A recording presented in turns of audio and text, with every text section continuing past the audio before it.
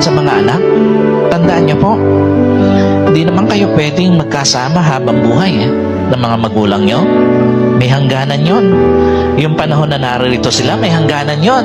Yung panahon na naririto ka, may hangganan din yon.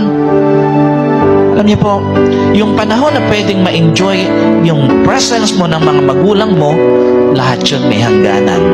Walang permanenteng pagsasama dito sa mundo. Walang magulang na papaalis na dito sa mundong ito na mas hahanapin pa mga material na bagay kaysa kanilang mga anak.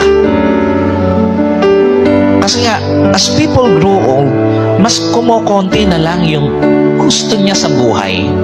Alam niyo po, pagtanda mo, mapapansin mo, konti na lang yung gusto mo sa buhay. Hindi lahat ng moment, pera o material ang kailangan ng isang magulang.